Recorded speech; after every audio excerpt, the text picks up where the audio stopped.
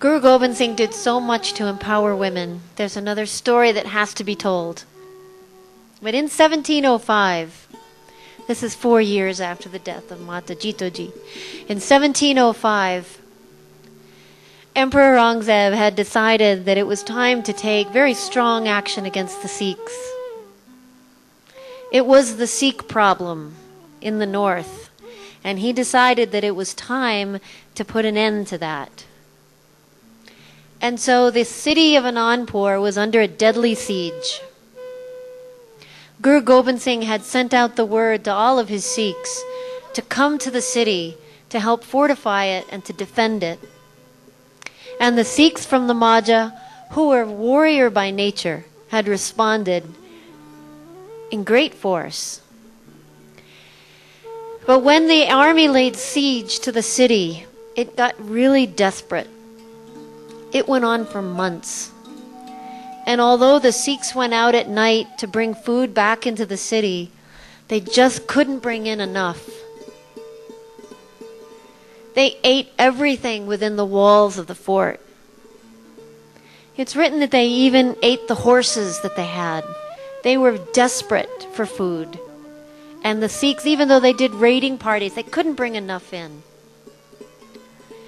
And as it got time to be harvest season, the Sikhs from Jabal, which is a town in the Majha, they got together and said, you know, we're not doing any good here. Our crops are rotting in the fields. We've got to get home to take care of our families. They said, we really need to go. And so they went to the Guru. Bhai Mohan Singh was at Jatadar. They went to the Guru and they said, we're not doing you any good here. We really need to go. It's time for the harvest. We've got to take care of our families. We've got to take care of our town. We need to go. And the Guru said, don't go. Now is not the time. Now is the time we need to stand strong. We are under attack. I need you here. Don't go. And they said, no, we need to go. We're going. We're going. And the Guru said, if you go, then you renounce me first as your Guru. Now, this is a heavy burden. These were Sikhs of the Guru. They had come from families of the Sikhs of the Guru. And they talked amongst themselves. They were hungry. They were tired. And they had left their towns. They had left their women undefended. They had left their towns empty. They had left their crops in the field. And they went back to the Guru and said, no, we're going. He said, if you're going, you write it on paper that you've renounced me as your Guru. And then you go. So they wrote out the paper, the Bedava. They wrote out, I renounce Guru Gobind Singh as my Guru. And they all signed it. And they gave him this Bedava. And in the night they slipped away. Now, it was very difficult to get from Anandpur back to Jabal because they had to evade the Mughal forces. They had to travel by night. They had to be very careful because otherwise they would just be killed as any of the Sikh men were in that time. But look at the great Punjab. Even though they couldn't get there, news reached ahead of them to their town that they had done this and that they were coming. Telephone, teleseek, yeah.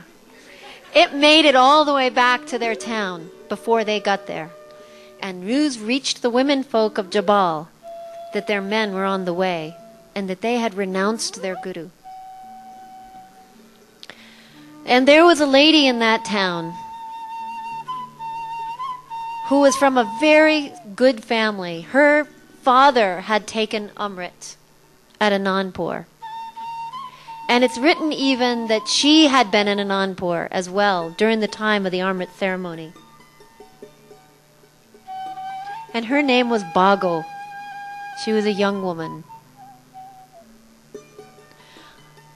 They actually don't write if her husband was one of the 40 that had left the fort. For sure her husband was one of them that went back.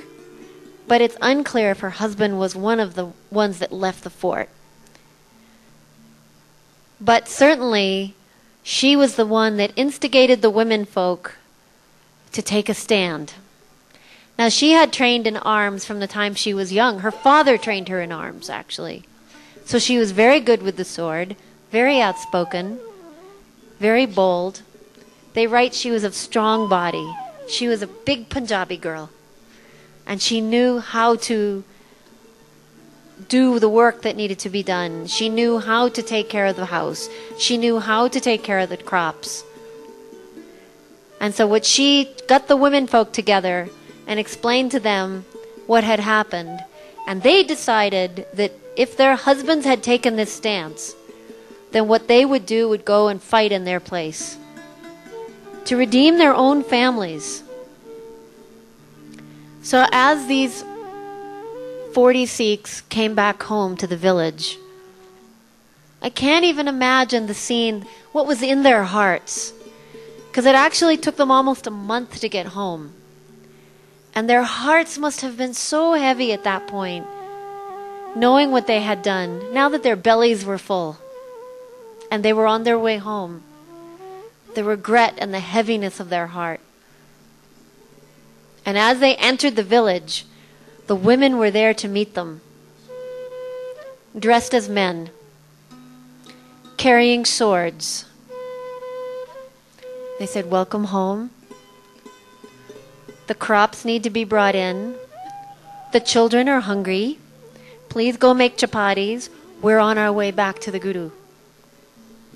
And the men were so shamed that even though before their Guru they could handle that shame, but before their wife they could not. And when they saw reflected back their cowardness, their deception and their treachery, they couldn't live with it. And they begged their forgiveness from their wives. And their wives said, "We do forgive you, but you have to go back. For the sake of our families, you need to go back." So they gathered everyone that they could. They filled their water bottles and they turned around and went in search of the Guru. But Mai Bhago, by this time, was so full of that energy, she couldn't sit home any longer. And she rode with her husband, with the Sikhs, when they left Jabal to go back to meet the Guru.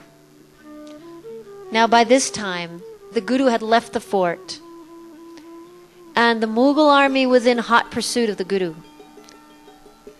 So by the time Bhai Mahan Singh and the 40 Sikhs met up with the Guru was already traveling across the Punjab with the Mughal army in hot pursuit. And they said, "Please, can we fight with you? Can we come back?" And he said, "Here's what you can do. I'm going to take my army and move on ahead.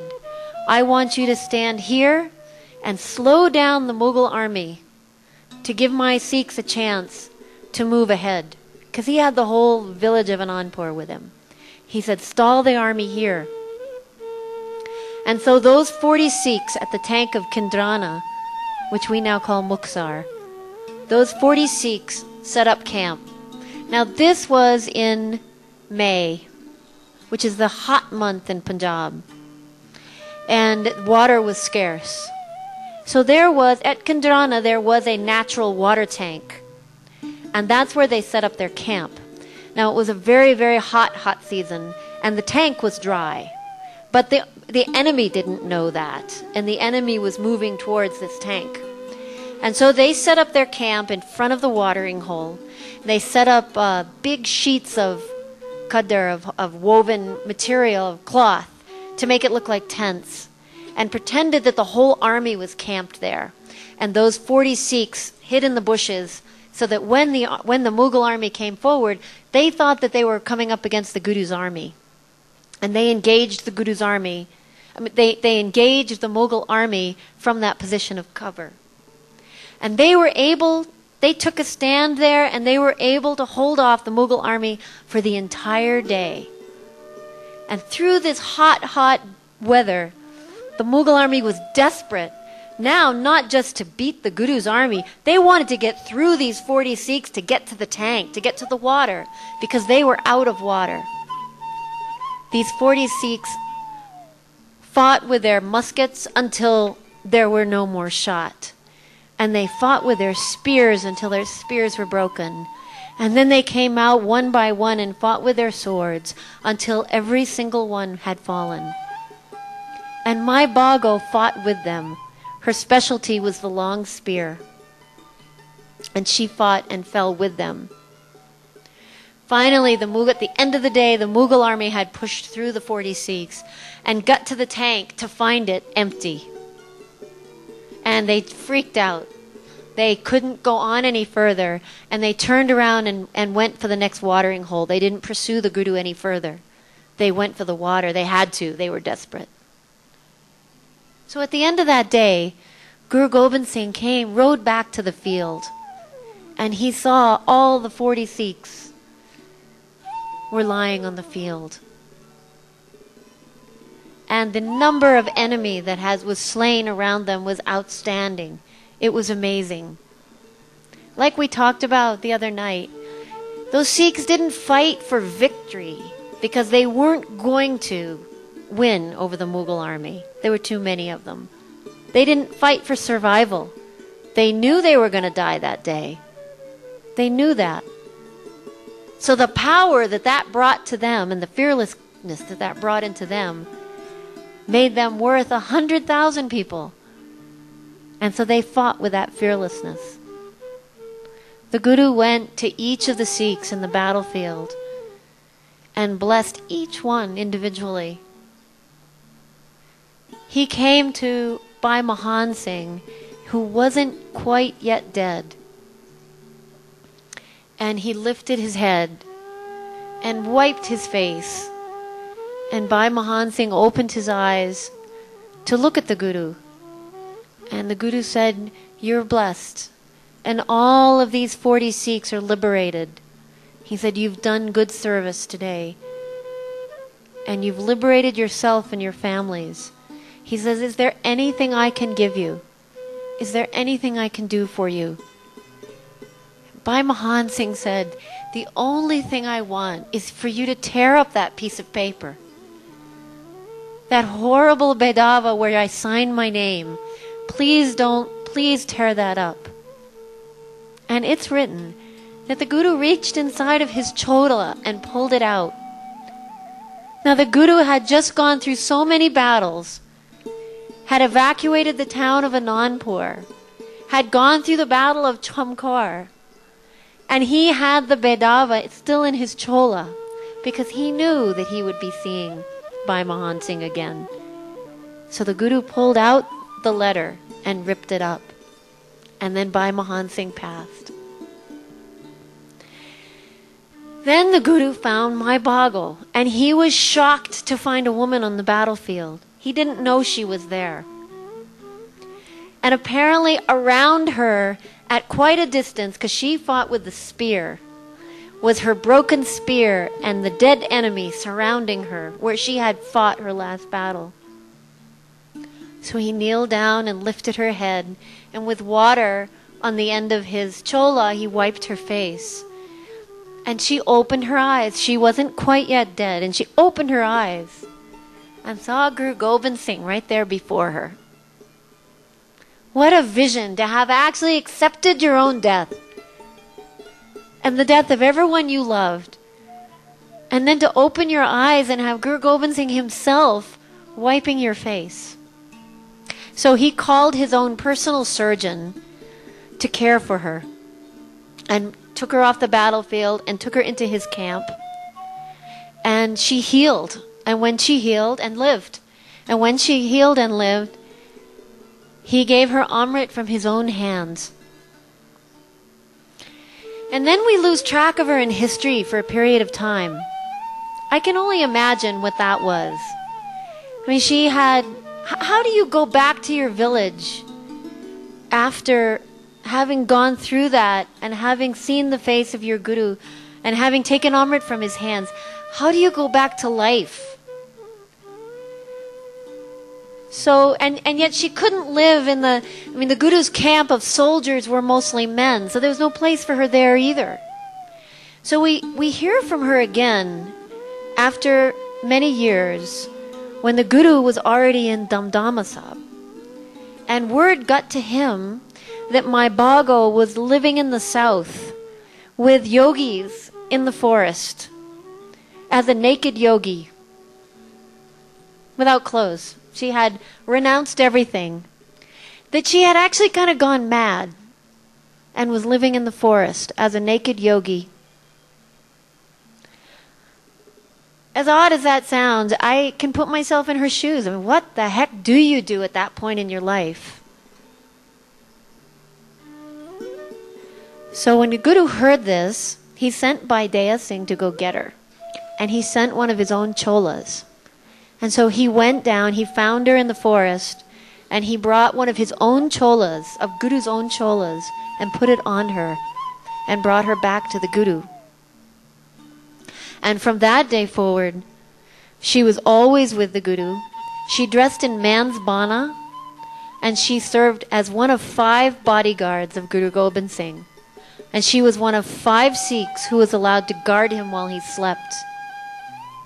She traveled with him down to Nanded. And when the Guru left his body in Nanded, she was there, and she stayed there. And she lived to a very old age. And there's a Gurdwara in Nanded in her honor, and all of her weapons are there. Big swords, big muskets, long spears.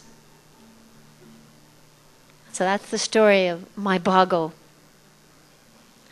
Mai Bhago, the one who was honored to be the bodyguard of Guru Gobind Singh, who earned that privilege by her own right, and by her actions set the path for all of us other women who've walked in those shoes ever since. We have the right to fight. We have the strength to fight. We can be soldiers and we can be mothers. We can be scholars and we can be feminine. We can be whatever we want.